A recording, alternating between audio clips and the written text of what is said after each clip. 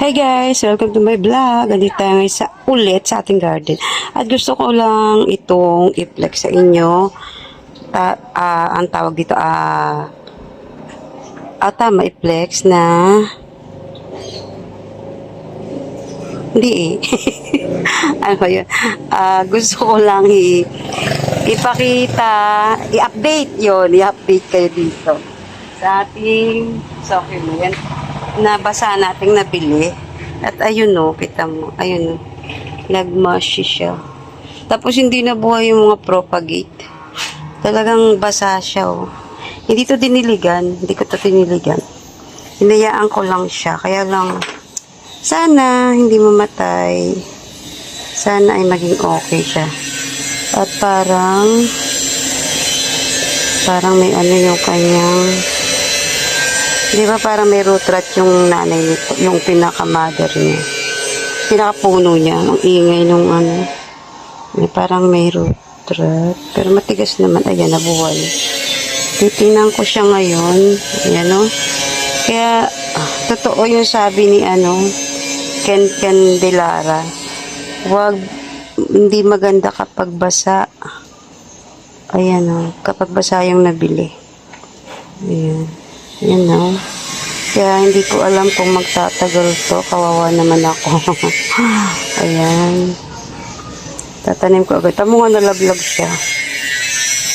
Wait lang. Ayusin ko lang to. Ayan siya. Basa-basa pa din. Daming nabasa. Tapos nag-propagate ako. Wala nga nabuhay. Dahil nga basa. Walang nabuhay. Ito. Sana. Ito dito to eh. Doon sa iba kong succulent. Ito yung mga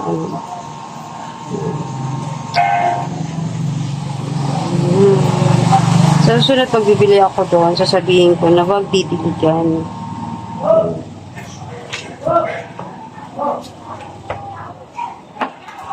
At ngayon, lagyan ko siya ng cinnamon para hindi lang ganun. Lagyan natin cinnamon ng lupa. Baka sakaling hindi maganda ang kanyang hindi lang ganun.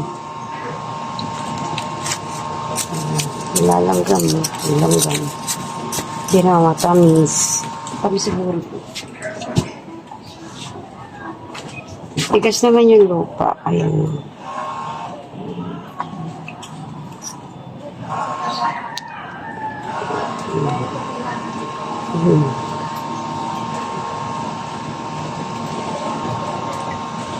Okay naman. Hindi naman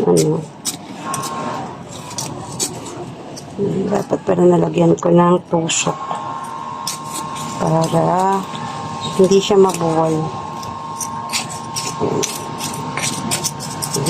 Lagyan natin ng tusok.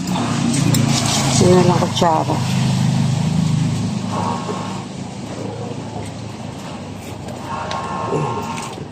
Yan.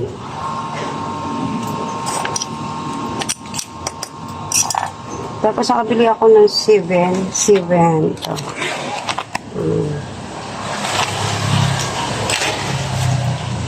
Lalagyan ko din siya.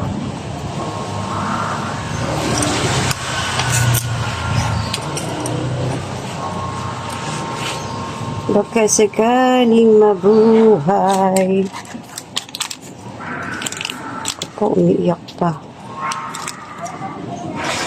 Kailangan natin mag-voice over. May batang iiyak eh.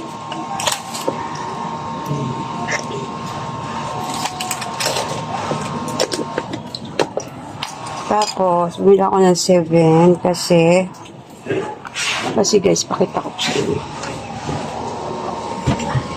Ito. Ang ating enjoy photos. Nagkakaroon ng yan.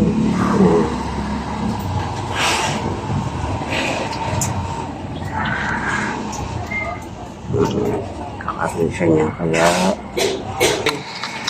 didiligan natin ng sibin. Bakit tayo umuulan?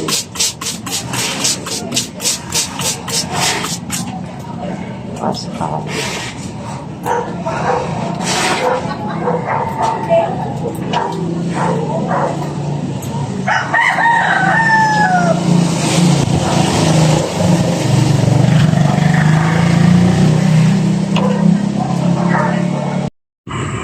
At itong ating air plant ay gagawin natin ng bago nilang paglalagyan.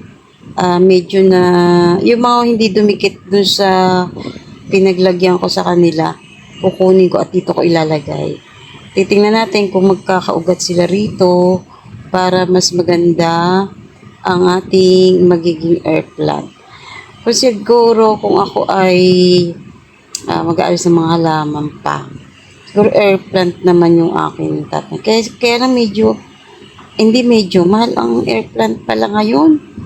Hindi ko alam kung bakit. Wala na 50. Puro 250. Pero malaki. Tapos, siguro yung nakita ko kasi hindi naman siya Pinoy. Kaya siguro ganun ang presyo sa kanila. Parang hindi siya Tagalog eh. Parang Bombayin. Kaya, ayan. Lalagay muna natin. Try natin ilagay dyan ang ating air plant kung bubuhay siya. Tag-ulan na guys. At ang ating mga halaman ay mga tuwan-tuwa. Kahit nga ang aking inermis, i-update ko ang aking inermis. Papakita ko sa inyo. Nagkulay brown na. Tapos nilagay ko siya dun sa mauulanan siya. Aba, ay kaganda. Laging botsog pa siya. At dito nga sa ating paggawa ng air plant. Dati hindi ako nabubuhayan ng air plant, guys.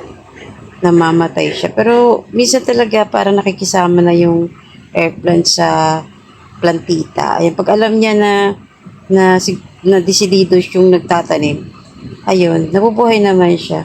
Dalawa yung ilalagay natin dito sa ating ginagawa. At lalagyan natin itong tie na to, itong tali na to. Hindi na mas mahigpit, baka kasi maputol. Lalagyan natin at para siya ay magkaroon ng ugat. Sana magkaroon ng ugat. Maganda to pag lumaki. Lumalaki itong ganito, yung hawak ko na yan. Lumalaki siya. Kaya nga, bigla akong napagawa ng bahay ng ating air plant. Kasi nga, nakikita ko lagi yung sa news, sa FB ko, yung nagtitinda ng ganito. Kaya lang nga, hindi nga siya Pinoy. Kaya hindi niya maintindihan yung siguro yung message ko. Siya, parang Bombayin siya. Pero, price naman ng Pinoy, kasi nga, 250, 650, ganun. Pero, shipping fee pa, diba? Tapos, 250 isa lang mabibili mo. Maganda kung package siya na. Nyari, 650, madami na. Pero, pwede na yon. Pero kung 650 isa lang, ay sus ko dahil. Hindi pwede yon. Ayan. At ilalagay ko ulit siya doon sa dating pinaglagyan. Diba? Ayan, ang cute. Cute na ako. Kayo ba hindi?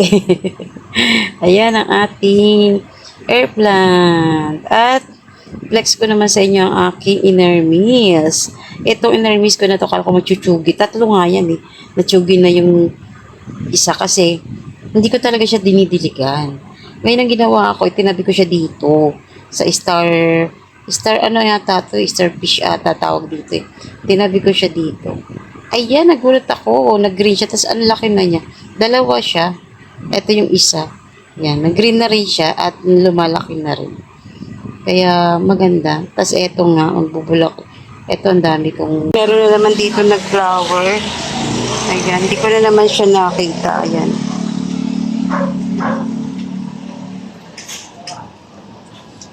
Ang ating nilalamgam. Kaya nilagyan ko ng tarang ayaw maalis. Natin na sibin. Ang dungis oh. Ang dumi oh. Ito, magkakaroon na naman. Ito ayaw pa. Ito, magkakaroon na naman. At ito pa nga pala. Ito pala. Tingnan nyo naman. Ang saya-saya pagka talaga naman nagiging maganda. Ayan, tingnan nyo. Ayan. Oh. Pila ng flower buds sa 2 at 4. 4 na flower buds. Tapos yun doon. Kala ko matitegi yun eh. Nagbulaklak na rin yun eh. Pero hindi siya nag-ano. Tingnan natin. Ayan yung sinasabi ko na umiikot na. Hanggang dito lang yan dati. Ngayon, ayan na siya. Umiikot na ang ating spiralis. Ay, siya. Bulaklak na ng ating ano.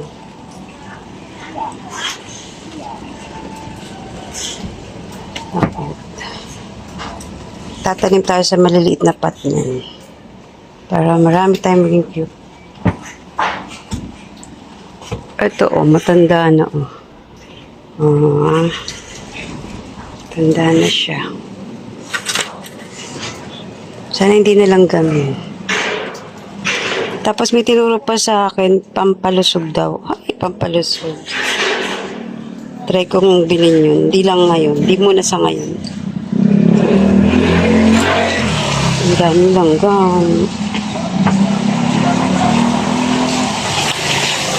natin.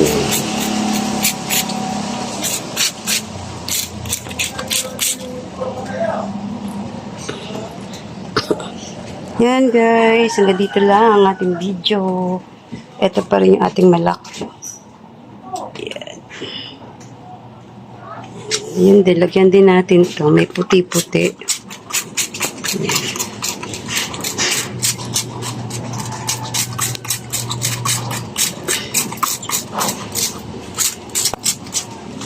Sakto at umuulan. Yan. Hanggang dito na lang guys. Thank you everyone. Nag-love shout out sa inyo lahat. Bye!